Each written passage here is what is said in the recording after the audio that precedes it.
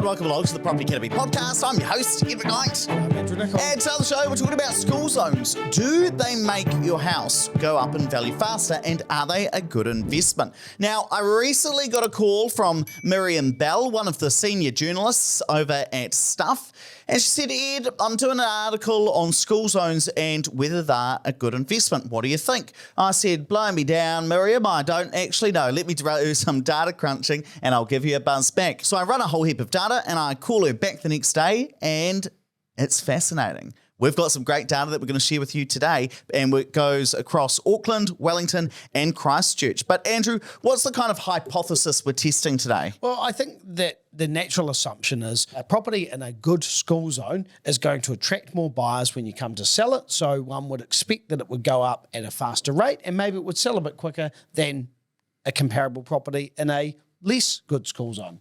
And I think people say, well, if I buy in a good school zone, it's going to be a more expensive property. So let's go through and test these out. First of all, I'm going to test out the higher price part. So are properties in better school zones more expensive? Look, the answer is yes. So up here, I'm going to show this for everybody on YouTube, though for you guys listening to the podcast, I'm going to explain this. You can see that properties within the double grammar zone, which is a very popular school zone within Auckland, means you can send your kids both to Epsom Girls Grammar and to Auckland Grammar, which is a very popular boys' school.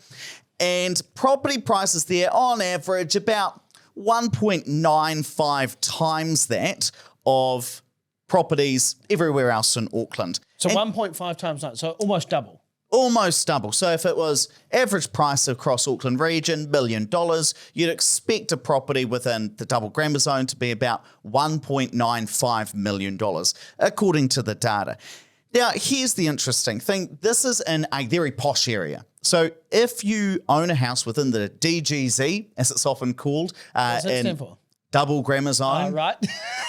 Was that a joke? No. Oh, I thought you were joking. My coffee for the day. I was like, you're an idiot. So if you buy a property within the DGC, it's going to be in some posh areas, Epsom, Parnell, Remuera. But what's difficult to split out is, are these properties more expensive because they're in posh areas, or is it solely because of the double grammar zone? Now, look, in actual fact, it's going to be a mix of all of these things. So yes, properties, at least within the double grammar zone up in Auckland, are more expensive than other properties around the region. But what about in Christchurch, Andrew? Cool. What are the good school zones down here, and how do they impact price? I don't know, I didn't go to them. But boys' high, girls' high school zone is probably the more affluent school. I guess that's the school that you want your kids to go to if you're choosing one based on zone. And if we look at over the last 30 years in Christchurch, the properties within that area have tended to be about 1.44 times, so not as much as Auckland, but again, you've got the same bias because of the area. So you're looking at Christchurch Central, Fendalton, and some parts of Riccarton. So some parts of Riccarton are really affluent as well and kind of back onto that Fendalton, and Fendalton is one of Christchurch's more expensive suburbs. So if the average price in Christchurch City is $700K, you'd expect roughly the average price of a property within the double Christchurch boys, Christchurch girls zone to be about $1 million on average. Okay, so I think the pricing side's probably pretty obvious. We expect that those good school zone areas are going to be more expensive, but let's come back to the capital growth question, because that's what matters to you as an investor. Do I buy an investment property within those school zones thinking that my house price is going to go up in value faster, or do I buy in a relatively more cheap area, more affordable area, and perhaps get a better rental yield? Because we know cheaper properties tend to have better rental yields. Well, what I've done is I've crunched the numbers in each of our three major cities, looking specifically at capital growth. And here what I've got, and I'll just explain it for everybody, I've got the average annual capital growth, but it's over a 7-year period. So I don't have the highest quality data here. I'm using median sale price data, but what I've done is I've looked at it over a 7-year period. So comparing, for example, January 2000 with January 2007, February 2000 with February 2007, because 7 years is roughly the average that somebody owns a property for here in New Zealand. It's going to help smooth out the data and look at underlying trends. So that gives me 368 different data points I can work with and draw some conclusions from. Now, What does this actually show us? Well, the orange line for you guys on YouTube is the double grammar zone. The blue line is the Auckland region. And Andrew, just for the podcast listeners, describe what are we seeing here? You're basically seeing them running pretty much at the same rate. And sometimes you'll see the good school zones slightly above.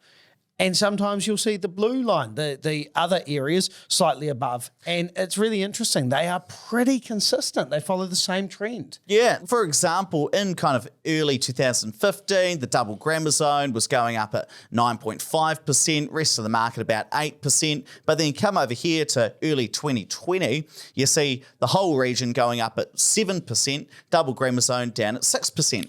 Now, when you average this all out, it turns out that the Auckland region, so Auckland as a whole, did 0.34% better per year than the double grammar zone over the last 30 years. Which is interesting because in Auckland, you've got a lot of apartments as well that will be bringing down that number, whereas in those areas, I doubt there's many apartments. Yeah, there's fewer of them. So what that basically means is that if the average property in the city was going up at 7% per year, the double grammar zone was going up at 6.66% So it's per actually year. going up at lesser rate. At a slower rate. So that's not what many people would expect. Now, let's look at the data in Christchurch, because maybe that could just be a bit of a one-off and it's different elsewhere. So let's pull up that same data and take a look. What are we seeing? And if you are listening to this on the podcast, I would recommend going and watching this on YouTube, because when Ed showed me these graphs yesterday, all excited, I was amazed at how similar the trends are. And again, we are seeing this exact same thing with Christchurch. Sometimes the school zone is bettering the norm, and sometimes the norm is bettering the school zones. And overall, they run at pretty consistent trends. And over the last 30 years, again, if we average it out, the school zones did 0.11% better. So if Christchurch's annual growth rate was 6%, then the school zone on average was 6.11%. So a little bit above, but not any meaningful amount. I don't think that you could ever look at that and say, okay, I'm going to buy in the school zone then. No, they're just so similar. Any variation is just spurious. It's random, because we see in Auckland, school zone did 0.3% worse. Here it's 0.1% better.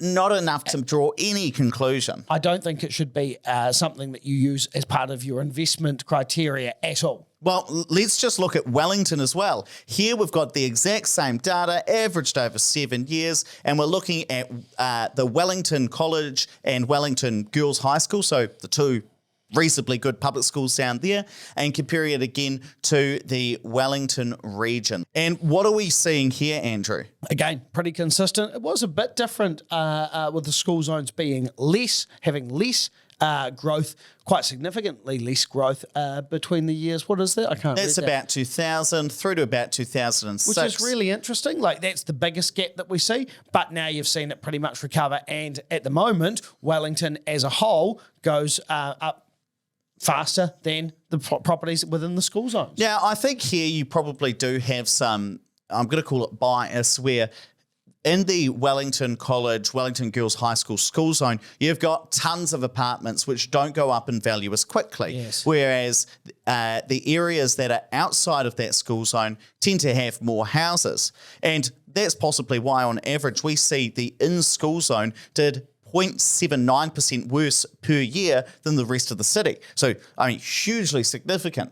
But even when I was thinking about, okay, there's probably some bias in here, what does that tell me? It says, well, there are other more important factors to look at than the school zone, because we're looking at this saying, oh, yeah, but it's probably because of something else. Well, what does that tell us? That something else is more important. Property type, whether it's apartments or townhouses or standalone house, that decision is more important than what the school zone is. That's what this is telling me here. And look, this is really important to consider, because the number of investors that we work with or that I hear at, maybe one of the Property Investors Association that say, oh, I'm going to buy a school zone because it's going to be highly sought after for rent and it's going to go up at a rate. We come up with all these ideas about what's important with an investment, And most of the time, none of the things that you're considering even matter. It's just that we've created this because that's what we look for in a house. So we might be thinking about sending young Johnny to Christchurch Boys High, so we want to buy in school zone, and so we think that makes a good investment,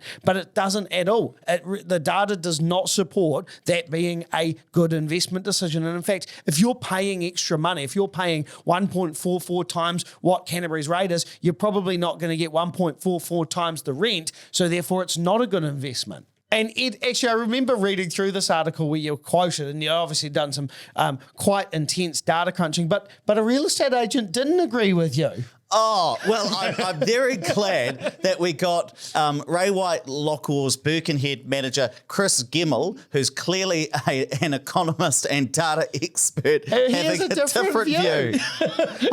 I could hear Ed squawk from his desk, all from the other side of the office. Oh, he thinks that school zones are a critical factor within the value of a property and do have an impact on an area's prices. So, Chris, if you're listening, share your data with us. We'd love to see it. Well, it was interesting. I mean, I don't want to come across as too much of a mean person. You are. But okay, fine. He says it acts as a pressure point for people wanting to buy into the area. If there's not enough properties available, demand outstrips supply, puts upward pressure on prices. So they do have an impact. Hard to quantify how much is what he says. Look, I've got no doubt that real estate agents genuinely believe that school zones have a big impact on pushing up house prices at a faster rate. And, you know, at the margin, for maybe a couple of people, that might do. You know, it might have a bit of an impact pushing it up. But not everybody has kids. Not everybody moving into these areas are specifically doing it for the school zone. There's lots of other factors. They're desirable areas anyway.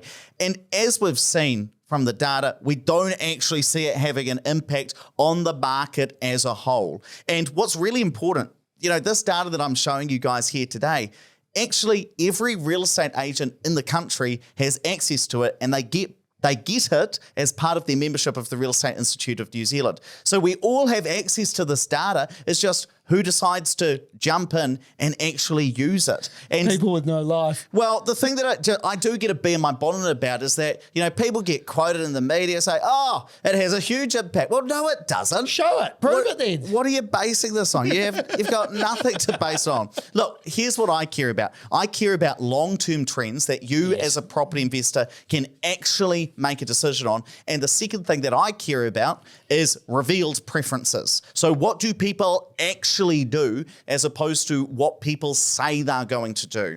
And that is revealed in the prices they're paying as a whole market, and the data is what we get out of that. So I think it's really important that we don't go just buying an area because we like the school zone, because it doesn't matter in terms of your long-term investment. And actually, we don't even see properties in these good school zones selling more quickly than properties outside. Here's the data of average time to sell a house in Auckland region versus the double grammar zone. Andrew, what are we seeing? Again, you're seeing pretty much the same most of the time. You'll have school zones beating non-school zones some of the time, and vice versa, but there's no trend difference whatsoever. Well, look right now.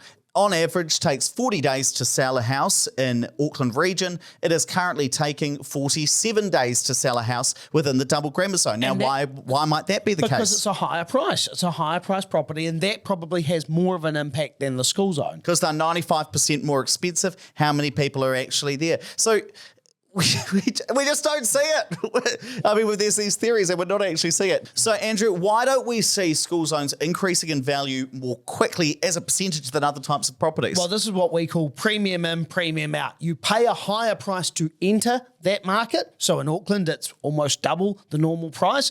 And then you're paying a higher, or you're receiving a higher price when you sell that property. But again, you're dealing with something that's a higher value property. So that's probably going to have more of an impact on the days to sell, but it's not going to affect your capital growth rate at all. Yeah, so if you're paying a 95% premium to get into the double grammar zone, or a 44% premium to get into Christchurch Boys, Christchurch Girls, you receive that same premium at the end. It'll still be roughly 95% more expensive than average, but the value of that premium doesn't increase over time.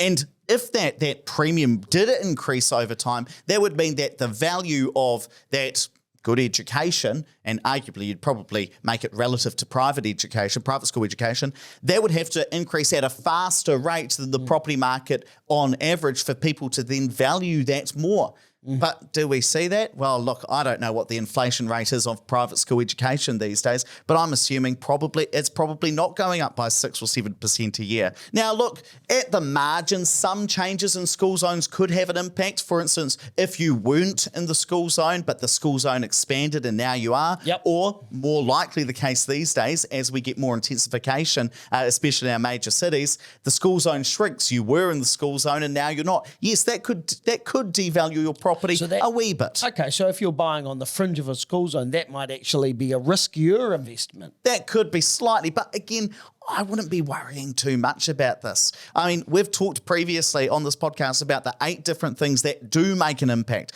Property type, whether your property is whether the region you're buying in is under or overvalued, the population growth, and 5 other factors that we've shared previously. Those are the things to focus on, not school zones, not land size, and not the number of bedrooms above 2 or 3 bedrooms, because that stuff doesn't matter as much. What does matter? Those other factors. Look, we're going to wrap it up there, but please don't forget to rate, review, and subscribe to the podcast. Really does help us get the message out to more people. And hey, if you're listening to this podcast, want to watch the YouTube with all of the graphs and stuff, then just Google YouTube Opus Partners. It'll be the first thing that comes up.